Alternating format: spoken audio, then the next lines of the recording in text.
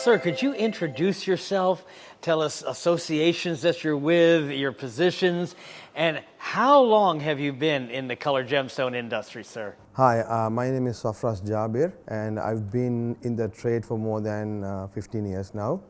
I have a background in investment and finance. I've done my undergraduate and postgraduate in investment and finance in London. So I'm the second generation of gem merchants, and now I'm in Sri Lanka for the last 15 years. I'm being in the trade and trying to do some social work to enhance and uplift the industry. Can you tell the Chinese market, so you've got your finger on the pulse of the industry here in Barula, you feel the energy, the sentiment that we know is so important in this industry. What is the spirit like of the dealers, of the buyers that are coming?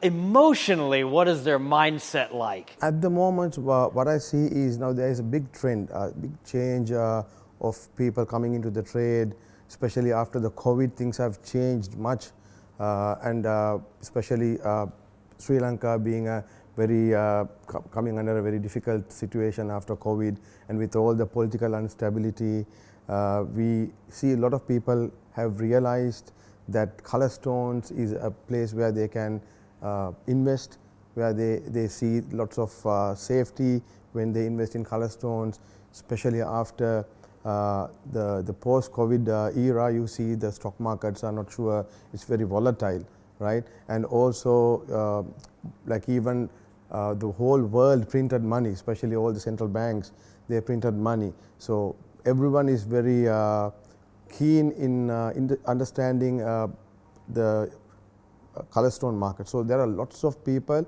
coming into the trade. And also we see, especially in Barula, lots of youngsters coming into the trade, and it is growing very fast.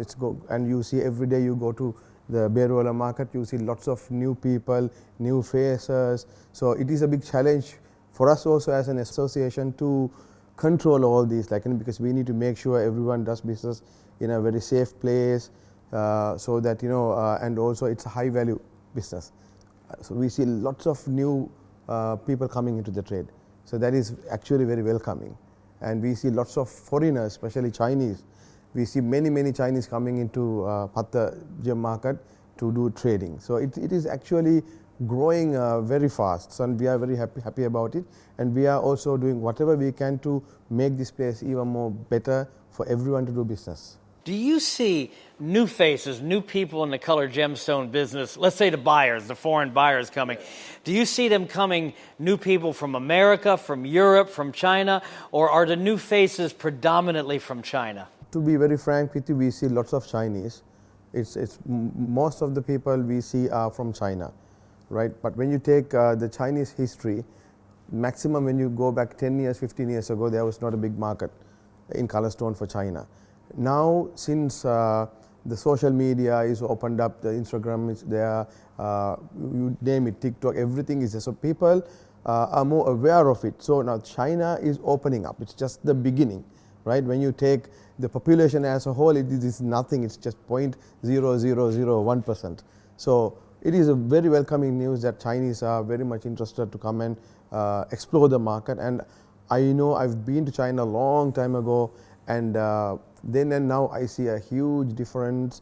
And also dealing with many wholesalers and big dealers in China, and now seeing the new generation, there's a big difference in how they see. So it is at the moment we see mostly the Chinese coming into Sri Lankan market, and also we see Americans, Europeans, even Vietnamese. So many countries are opening up and people are coming to Sri Lanka at the moment. With the newer, you have both. You have Chinese that you've done business with for a number of years. You're seeing a lot of new faces. I know it can be challenging to work with a newcomer in the colored gemstone industry. It's very challenging to educate them about the material and the prices.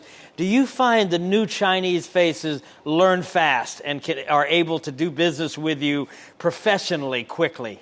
In fact, the Chinese in general, they are very fast learners, right? I was in China in 2008. At that time, I was amazed and I was taken by the way Chinese come and like learn things. They see a stone, they don't know what it is tomorrow. If you see the same guy, he will know everything about stones. So they are very fast learners. But the difference now, what I see is, the new generation, they are more adapted. They know how things are. They are getting into that luxury because it's a luxury trade. So those days, the Chinese dealers, they didn't understand much. They were just going for blue sapphire like royal blue, cornflower, pigeon blood. They just want only the name. But now the new trend is that the new younger generation, they seem to understand the quality. They are going for quality rather than all these royal blue or the pigeon blood or whatever. So everyone, even I have customers and we hear from our members, everyone is looking for finer pieces, nicer colors, like, no need to be royal blue. Everyone is willing to accept blue, like, beautiful well-cut stones. So the new generation, they are more well advanced and they understand how things work and they are more educated, I would say, in a good way. If I put it in a good way, they know what is going on, what the world wants. So it's actually very good, actually. So you're finding in the China market a broader range of acceptance, let's say in the accepted color range for a traditional stone like sapphire, but also for a wide variety of different stones like savarite, spinel, aquamarine, which we're seeing in our lab an explosion in stones that 3 years ago there was no market for in China. You're 100% true. I agree 100%.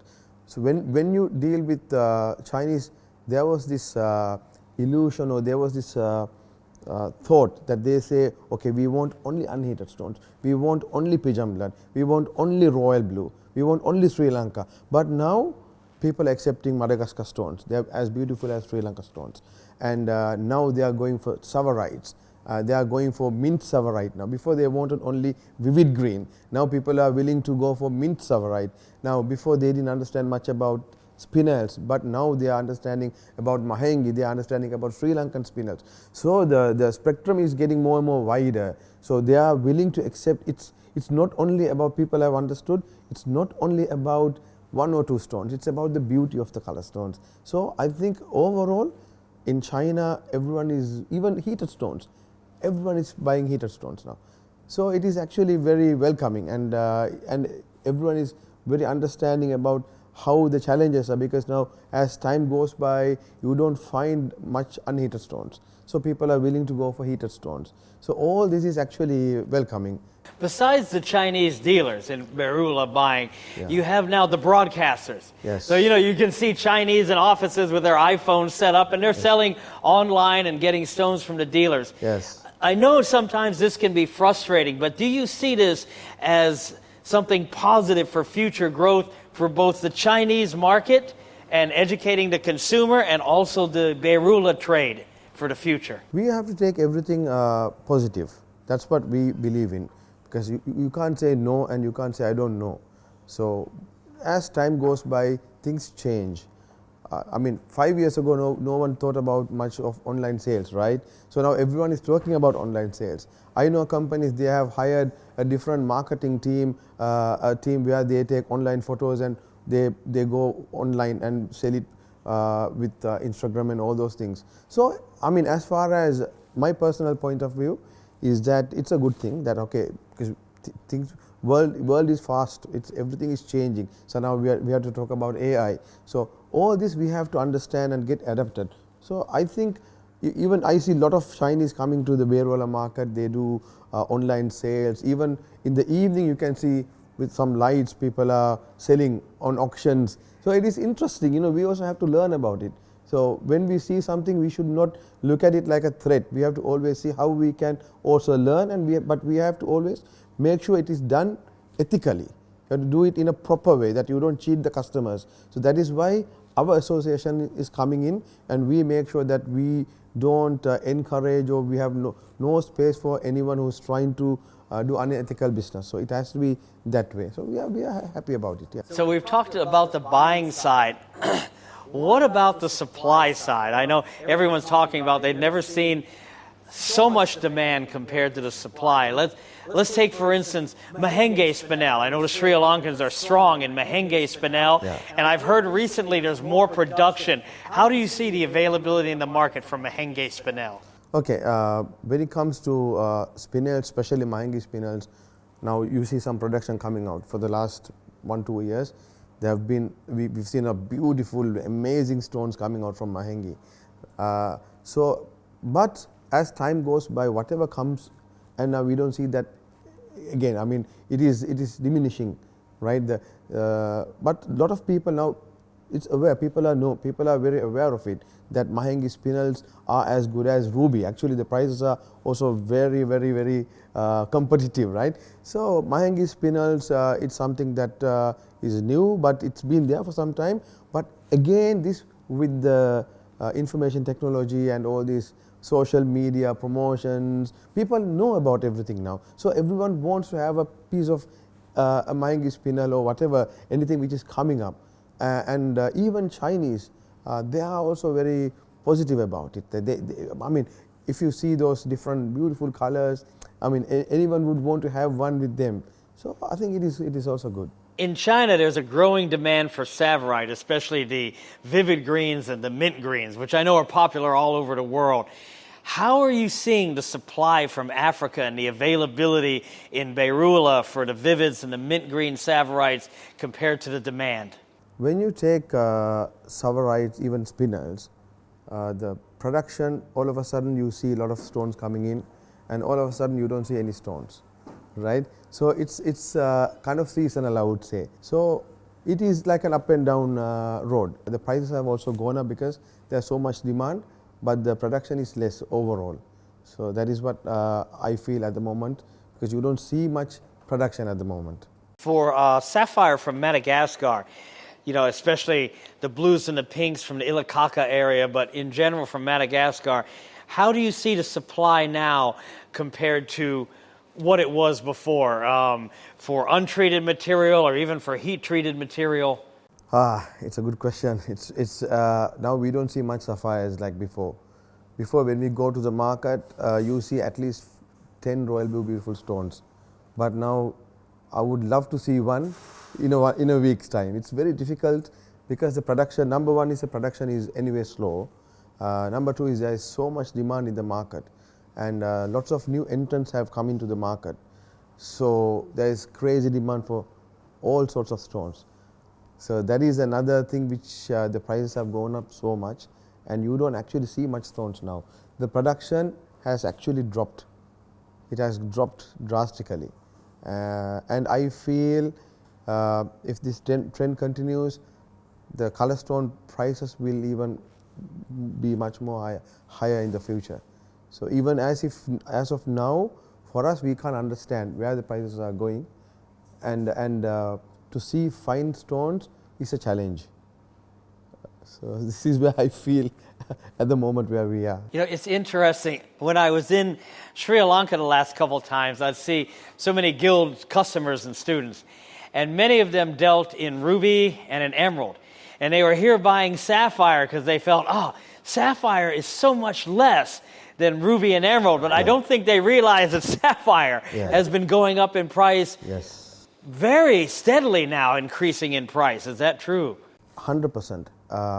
Even for someone who has been doing business for a longer period and who's been in the trade for a long time, if you go and ask anyone, even big companies, they will say, I don't find enough stones. You know, it's a big challenge to find stones. Even when you ask the miners in Ratnapura, they say, every day we mine, but it's very difficult to find stones. You don't find. So the mines are dry, and you need a lot of work, especially to get a good stone. It takes a long time. Even in Madagascar, I have my uncles, they are going to Madagascar, and they say, it's very difficult for us to find stones there. And there is so much crazy demand, and everyone wants to buy the same stone, and everyone is competing against it. So the price just keeps on going up. There is no market price now. Every week you see the prices are going up. But one good thing is that everyone knows that investing in sapphires is something which is excellent. You will never go wrong. Even if you compare the prices 10 years ago and now, forget 10 years. If you see the prices last year and now it's doubled, right? So one positive news for the industry is that I feel even the big brands, even you take Cartier, even like Louis Vuitton and all these Dior, all these big brands, they are going into color stones. That is one good thing in the whole world what is happening. And also you take the fund managers, all these big hedge funds and all the wealthy people, they also want to buy some color stones in their portfolio.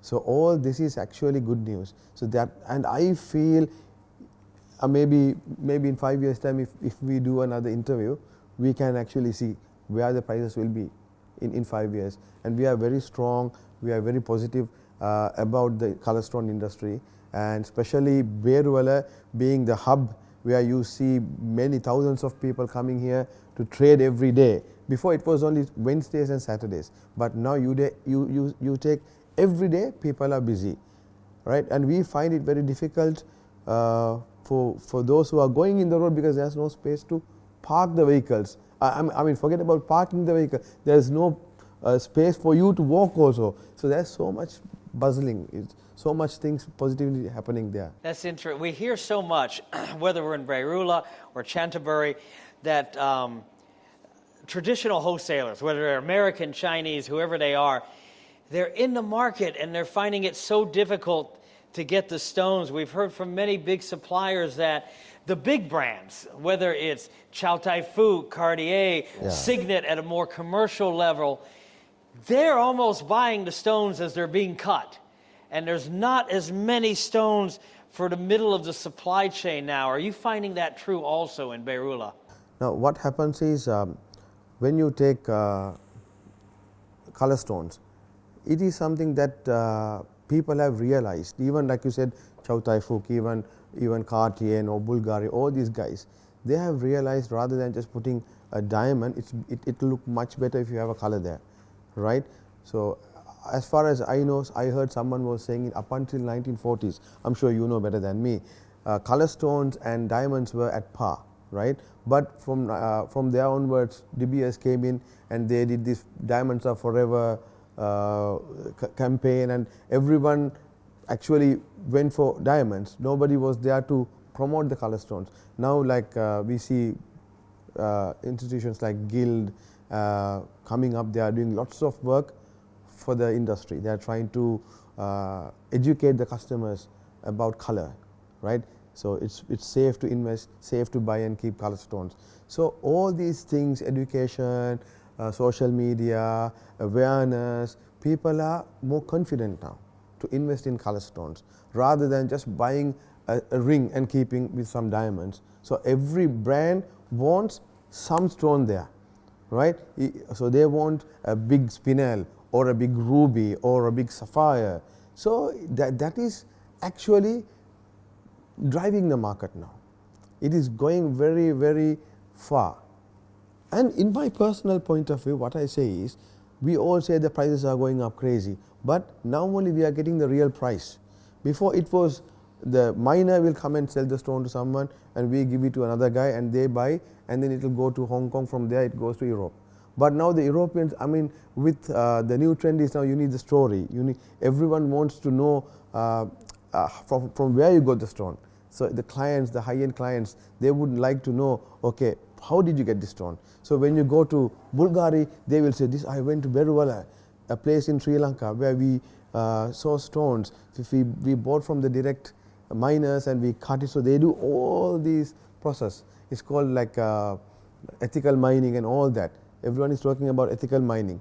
So this is why we see a big demand for color stones. It's very interesting. You know, I've had it pointed out so many times.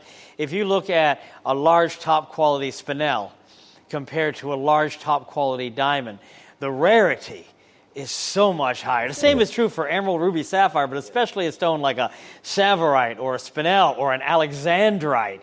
Top quality in large sizes compared to diamond. Yeah. So what you said, it makes so much sense. Yes. We hear all the time, especially from the Chinese, the crazy prices in the market, but if you look at the rarity and the demand, it seems to still have a lot of room to go up. What do you think, sir? Yeah, I'm 100% with you. For example, now let's say if a customer in London, if he wants a 5-carat VVS quality D color diamond, he goes to Bond Street and he can find 3-4 stones easily.